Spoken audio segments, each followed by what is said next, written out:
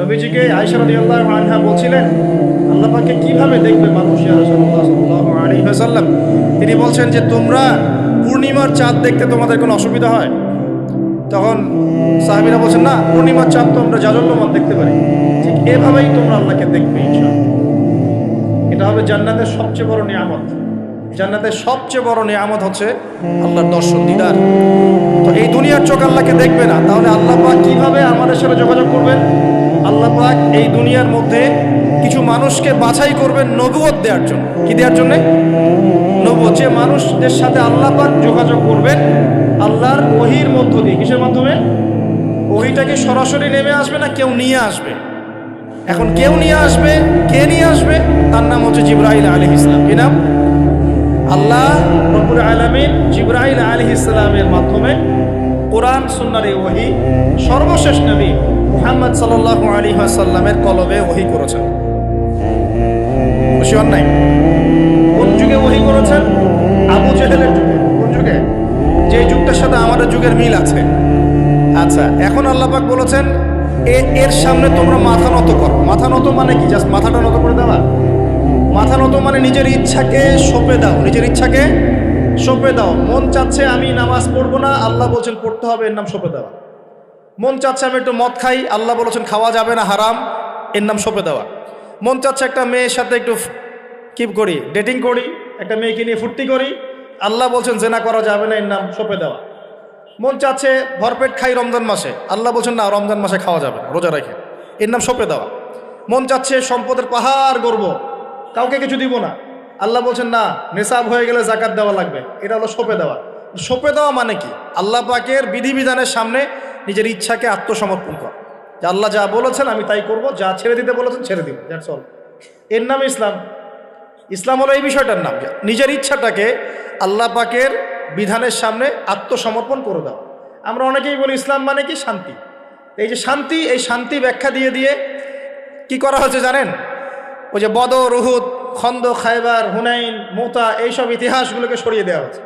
ইসলাম মানে তো শান্তি। ইসলাম শান্তির সাথে আবার এইসবের কি সম্পর্ক? শান্তির সাথে মোতার যুদ্ধের কি সম্পর্ক? যুক্তি দিচ্ছে শান্তির সাথে বদর যুদ্ধের আদর্শের কি সম্পর্ক? ইসলাম মানে তো শান্তি। ইসলাম মানে শান্তি কখন? ইসলাম মানে হলো আত্মসমর্পণ। যখন একজন মানুষ নিজের ইচ্ছাকে আল্লাহর সামনে সঁপে দিবে, এর মধ্য দিয়ে সে শান্তি অর্জন করবে ইনশাআল্লাহ। মানে নিজের ইচ্ছাকে আল্লাহর সামনে সঁপে দিলে পরে শান্তি পাওয়া যায়। কারণ আমি তো জানি না যে আমার জন্য কোনটা ভালো কোনটা মন্দ। কে ভালো জানে? যিনি আমাকে সৃষ্টি করেছেন। মনে করেন আপনি একটা মোবাইল ফোন বানিয়েছেন, আপনি এটার মেকার বা ক্রিয়েটর। এখন আপনার চেয়ে কি কেউ ভালো জানে এই ফোনের মধ্যে কি আছে? বলেন। আপনি একটা কম্পিউটার ফাংশন করেছেন, একটা সফটওয়্যার তৈরি করেছেন, একটা অ্যাপস তৈরি করেছেন। আপনার চেয়ে কি কেউ ভালো জানবে এই অ্যাপস কি কাজ করতে পারে, এই সফটওয়্যার কি কাজ করতে পারে, এই কম্পিউটারের ফাংশন কি? এখন আল্লাহ পাক পুরো মহাবিশ্ব সৃষ্টি করেছেন, আমাদেরকেও সৃষ্টি করেছেন। এখন আমাদের জন্য কোনটা ভালো কোনটা খারাপ, কোনটা হক কোনটা বাতিল, কোনটা ন্যায় কোনটা অন্যায়, কোনটা করলে আমরা দুনিয়া ভালো থাকবো, পরকালে ভালো থাকবো, এটা কি আল্লাহ পাকের চেয়ে ভালো কেউ জানবে? এই সহজ কথাটা বুঝতে এত সমস্যা কিসে? যদি আল্লাহ বলে কেউ থেকে থাকেন, তাহলে তিনি যদি আমাকে সৃষ্টি করে থাকেন, তাহলে তিনি তো ভালো বুঝবেন আমার জন্য কোনটা ভালো কোনটা খারাপ। এখন তিনি যেগুলো ভালো বলেছেন সেগুলো কোরআনে নাজিল করেছেন, যেগুলো খারাপ বলেছেন সেগুলোও কোরআনে নাজিল করেছেন। তিনি তার রাসূলের মাধ্যমে আমাদেরকে জানিয়েছেন কোন কোন বিষয়গুলো ভালো আর কোন কোনগুলো খারাপ। এখন এগুলো যখন প্রমাণ হয়ে যাবে, মেনে নিতে কোনো সমস্যা, মানতে কোনো আপত্তি আছে ভাই? এই মেনে নেওয়ার নাম হলো ইসলাম। মেনে নেওয়ার নাম কি ভাই? ইসলাম। এখন দ্বিতীয় প্রশ্ন হচ্ছে, ইসলাম কি পরিপূর্ণ না অসম্পূর্ণ? উত্তর হচ্ছে আল্লাহ পাক সূরা মাইদার 3 নম্বর আয়াতে বলছেন। কত নম্বর আয়াত?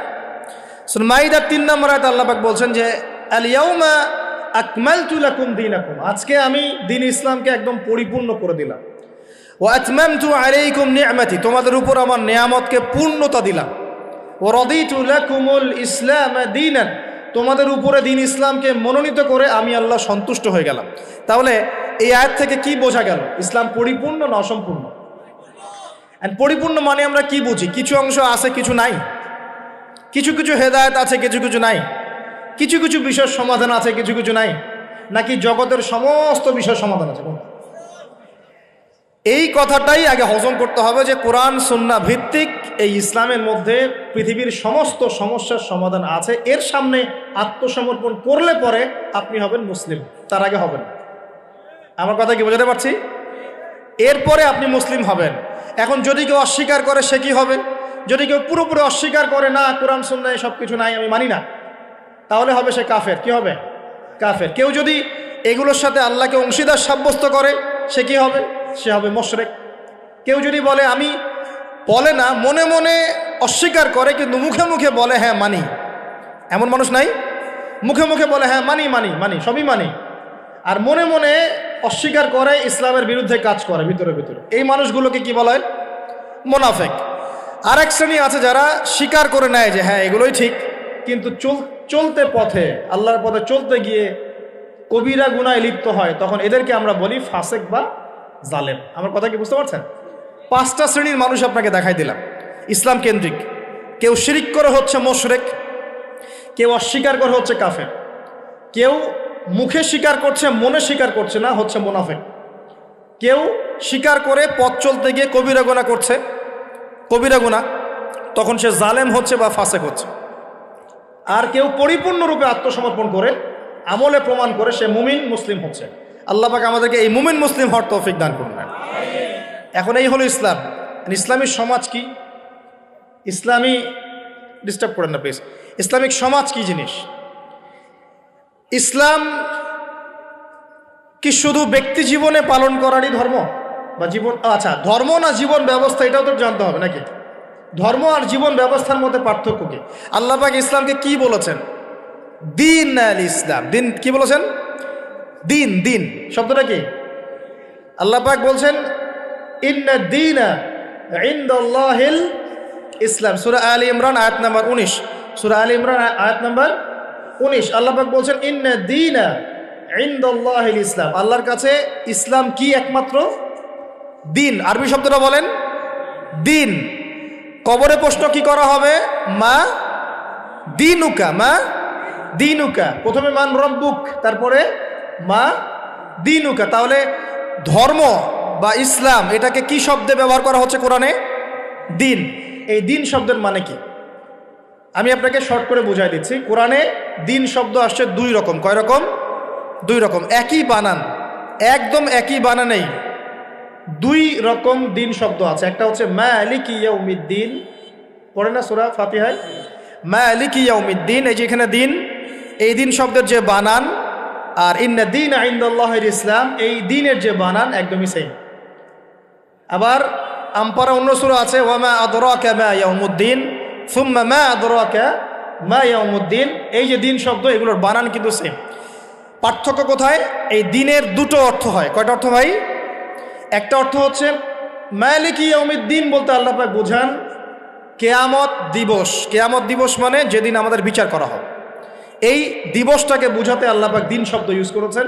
আবার এই রিলিজিয়ন ইসলামকে বোঝাতেও দিন শব্দ ইউজ করেছেন। এখানে দিন শব্দ হলো জীবন ব্যবস্থা। জীবন কি ভাই? ব্যবস্থা। এখন জীবন ব্যবস্থা মানে কি? জীবন ব্যবস্থা মানে কি যে জীবনের কিছু অংশের হেদায়েত পাওয়া যাচ্ছে, বাকি অংশে পাওয়া যাচ্ছে না, বিষয়টা কি এমন? নাকি জীবন ব্যবস্থা মানে জীবনের প্রতিটা ক্ষেত্রের সমাধান আছে এমন? বলেন, উত্তর দেন। আল্লাহ পাক বলছেন ওয়ামা ইয়াবতাগি গায়রাল ইসলামি দীনান ফালা ইউকবালা মিন। কেউ যদি ইসলাম ছাড়া অন্য কোনো জীবন ব্যবস্থা তালাশ করে তার কাছ থেকে কিছুই কবুল করা হবে না। আল্লাহ আবার বলছেন যে আল ইয়াউমা আকমালতু লাকুম দীনাকুম, এই দিনটাকে আমি কামিল করেছি, পরিপূর্ণ করেছি। আল্লাহ পাক নিজেই বলছেন এই দিন আমার কাছে গ্রহণযোগ্য। আল্লাহ নিজেই বলছেন এই দিনটাকে আমি কামেল করেছি, পরিপূর্ণ করেছি। আল্লাহ নিজেই বলছেন এই দিন বাদ দিয়ে অন্য দিন কবুল হবে না। তাহলে এই দিন কি অসম্পূর্ণ থাকতে পারে? নিঃসন্দেহে এটা পরিপূর্ণ। অ্যান্ড পরিপূর্ণ মানে কি? ওই যে প্রথমে একটা আয়াত তেলাওয়াত করেছিলাম সূরা নাহল আয়াত নাম্বার 89, আল্লাহ বলেছেন তিবিয়ানান লিকুল্লি শাই। কোরআন সুন্নাহয় আমি সব ব্যাখ্যা করেছি। আরও একটা দলিল দিয়ে দেই, সূরা কাহফ আয়াত নাম্বার 54। কত নম্বর আয়াত ভাই? এগুলো বাসায় গিয়ে চেক করে দেখেন, বাসায় গিয়ে একটু পড়াশোনা করেন, না হলে শুধু শুনবেন এক কান দিয়ে বেরো যাওয়ার কেন। আর রেফারেন্স চেক করে যদি দেখেন সব ঠিক আছে, তখন মেনে নেওয়ার চেষ্টা করেন। আমি আগে বলছি না যে মানার দরকার আছে, আমি এখন বলছি মানার দরকার নাই। বাসায় গিয়ে আগে চেক করবেন, যদি দেখেন হ্যাঁ সব কথা ঠিক আছে, তারপরে মানার চেষ্টা করেন। আল্লাহ পাক তৌফিক দান করুন। এখন আসেন, আল্লাহ সূরা কাহফের 54 নম্বর আয়াতে বলছেন যে ওয়ালাকাদ সাররাফনা ফি হাযাল কুরআন লিন-নাসি মিন কুল্লি মাসাল, আমি এই কোরআনে মানব জাতির জন্য প্রতিটা বিষয়কে ব্যাখ্যা করেছি। এবার আরো স্পষ্ট হয়ে গেল, ইসলাম, কোরআন এবং সুন্নায় এমন কোনো বিষয় নাই যা নাই। এই হলো পরিপূর্ণ জীবন ব্যবস্থা। জীবন ব্যবস্থার কয়টা দিক থাকে? সহজ করে বলছি 6টা দিক। কয়টা দিক? জীবন ব্যবস্থা মানে আপনার ধর্মীয় জীবন আছে। ধর্মীয় জীবন কি একটু বোঝেন এখানে? ধর্মীয় জীবন মানে এখানে আপনি নামাজ, রোজা, হজ, যাকাত, তাসবিহ, তাহলিল, জিকির, আজগার এই কাজগুলো করেন। এগুলো আপনার ধর্মীয় কাজ, ঠিক আছে? আচ্ছা, একটা জীবন হলো আপনার পারিবারিক জীবন। পারিবারিক জীবন আপনার বিয়ে, শাদী, সন্তান প্রতিপালন, স্ত্রীদের হক আদায়, মা বাবা, ভাই বোন ইত্যাদি, এই যে পুরো একটা পরিবার বন্ড, এই যে সিলাতুর রাহিম, আত্মীয়তার রক্তের সম্পর্ক, এটা আপনি রক্ষা করেন। এটা হলো আপনার পারিবারিক লাইফ। 2 নাম্বার। 3 নাম্বার হচ্ছে আপনার একটা সাংস্কৃতিক জীবন আছে, মানে আপনি কি সংস্কৃতি ফলো করবেন, কোন কালচার ফলো করবেন, এটা একটা জীবন আছে। 4 নাম্বার হচ্ছে আপনার ইকোনমিক লাইফ, ব্যবসা, আপনার অর্থনৈতিক জীবন। এখানে আপনি ব্যবসা বাণিজ্য, চাকরি বাকরি, মুআমালাত, এই বিষয়গুলো করবেন। 5 নাম্বার আপনার পলিটিক্যাল লাইফ, যেখানে আপনি আল্লাহ পাকের খলিফার দায়িত্ব পালন করবেন। আর 6 নাম্বার হচ্ছে গ্লোবাল অ্যাফেয়ার্স, মানে আপনি পুরো ওয়ার্ল্ডকে ডিল করবেন কিভাবে, যদি আপনি রাষ্ট্রের প্রধান হন বা আপনার রাষ্ট্রের দায়িত্ব থাকে। তো এই 6টা বিষয়কে নিয়েই মোটামুটিভাবে আমাদের এই জীবন। এর বাইরে কি জীবনে কোনো ক্ষেত্র আছে নাকি? বুঝেন নাই মনে হয়? ধর্ম আমাদের জীবন না, অর্থনীতি আমাদের জীবন না, পরিবার আমাদের জীবন না, আমাদের সংস্কৃতি, আমাদের রাজনীতি, সমাজ এবং বিশ্ব, এর বাইরে কিছু আছে নাকি? এই হলো দুনিয়া। এর বাইরে পরকাল আছে। এর বাইরে কি? পরকাল। ওই পরকালে তো মুক্তির জন্যই কোরআন, সুন্নাহ এবং ইসলাম, নাকি? এটা তো আমাদের গন্তব্য। দুনিয়ার প্রতিটা সমাধানও ইসলামে পাচ্ছি। এখন তাহলে বুঝতে পারলাম ইসলামী সমাজ মানে কি। ইসলামী সমাজ মানে যে সমাজে শুধুমাত্র কোরআন এবং সুন্নাহ চলে, অন্য কিছু চলে না। কথা কি ক্লিয়ার হচ্ছে না? বুঝাতে পারছি না? আচ্ছা, একটু নড়াচড়া কম করেন। আমরা খুব লম্বা আলোচনা করবো না ইনশাল্লাহ, একটু ধৈর্য ধরেন।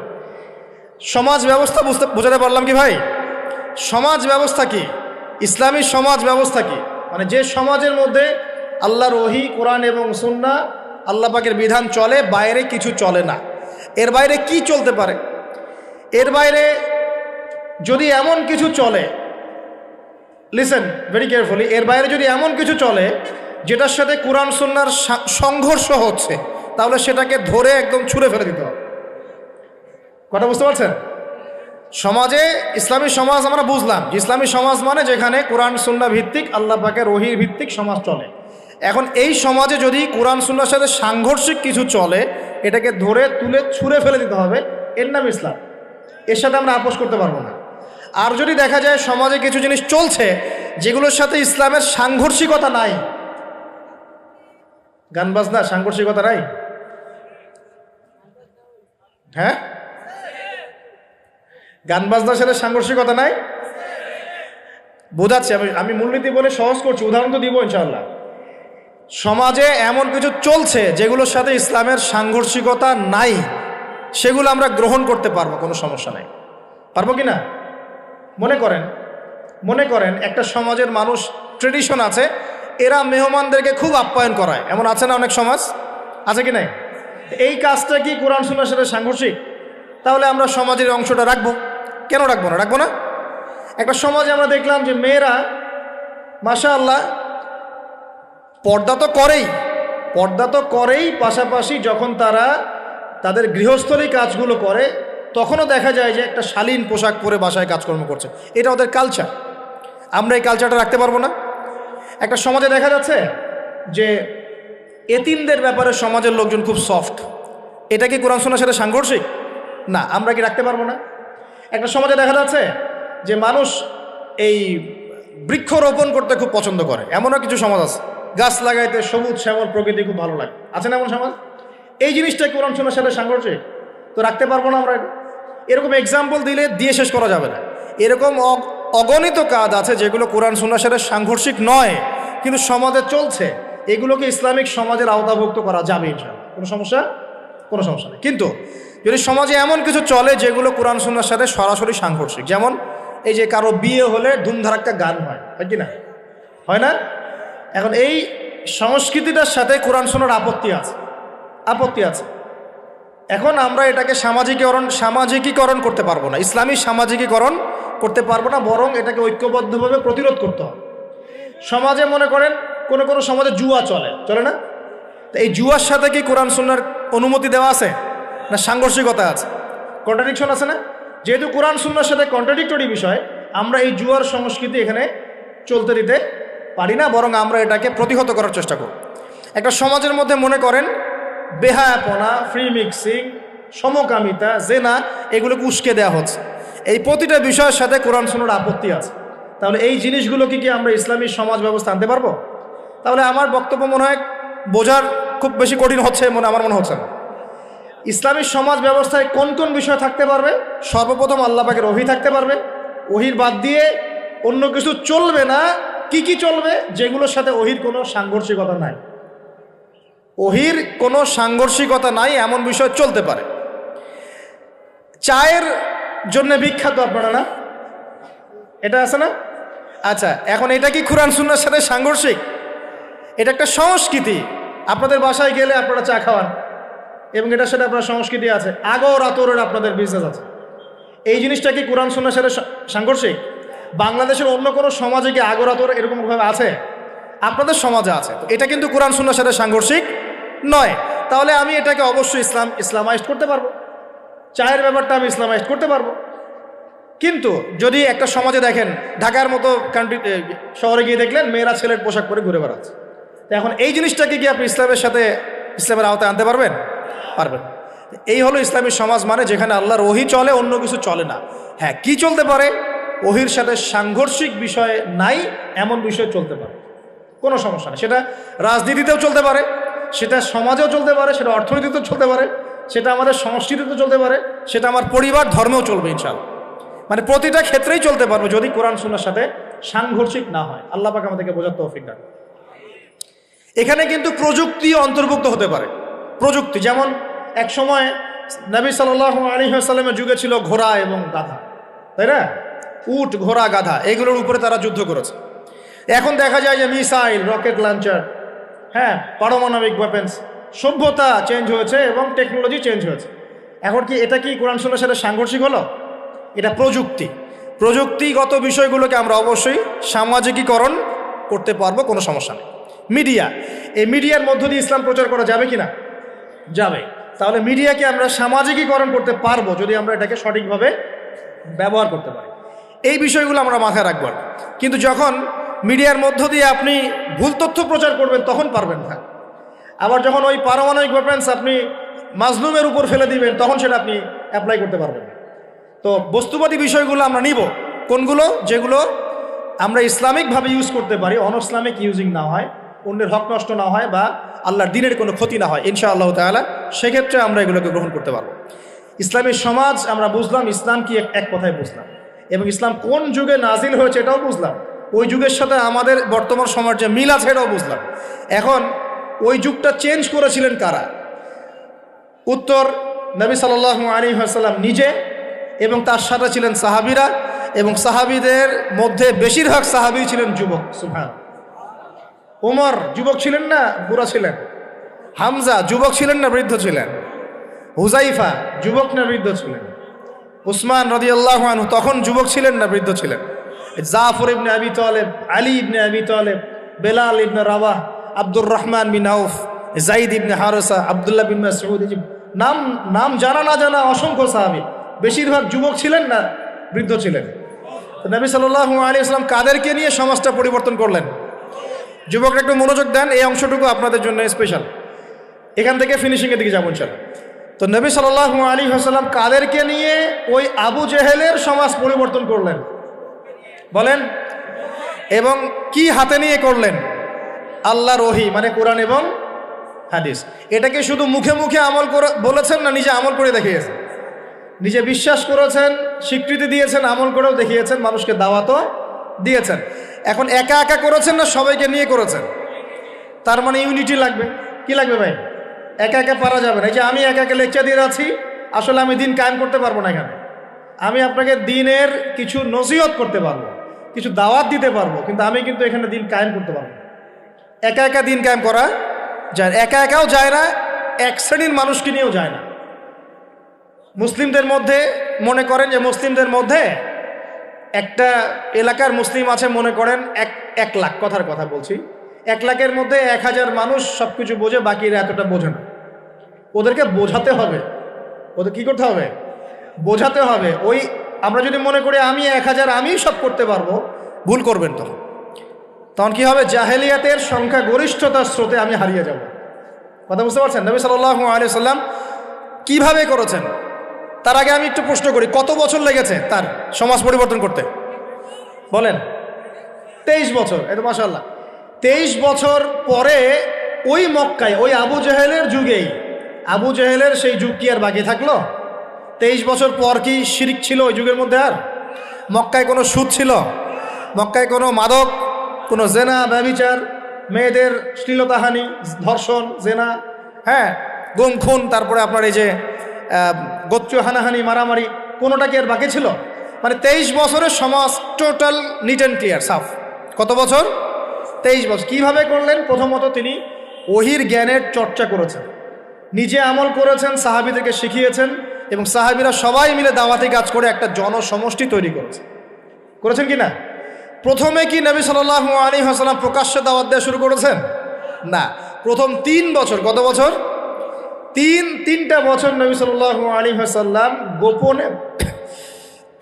গোপনে মানুষকে দাওয়াত দিয়েছেন। কিভাবে ভাই? গোপনে, man to man, door to door. আমরা তো এখন খুব অধৈর্য জাতি। কি জাতি ভাই? অধৈর্য। 1 বছর ধরে যদি একটা কথা বলি, পরের বছর ওয়াজ করতে আসলে বলে, হুজুর এই ওয়াজ তো গত বছর একবার শুনছি, দরকার অন্য নতুন ওয়াজ করে। এমন করে না মানুষ? নবী সাল্লাল্লাহু আলাইহি ওয়াসাল্লাম 3 বছর গোপনেই দাওয়াত দিয়েছেন, তিনটা বছর। কাদেরকে দাওয়াত দিয়েছেন? উত্তর, প্রথমত তার নিজের মানুষদেরকে, নিজের স্ত্রী, নিজের যায়েদ ইবনে হারেসা পালক পুত্র ছিলেন, নিজের চাচাতো ভাই জাফর ইবনে আবি তালেব, আলী ইবনে আবি তালেব, নিজের খুব কাছের মানুষ আবু বকর সিদ্দিক রাদিয়াল্লাহু আনহুর হাত ধরে, পরে উসমান বিন আফফান, আব্দুর রহমান বিন আউফ, তালহা বিন উবাইদুল্লাহ, জুবাইর বিন আওয়াম, আস্তে আস্তে ছড়িয়ে পড়ছে।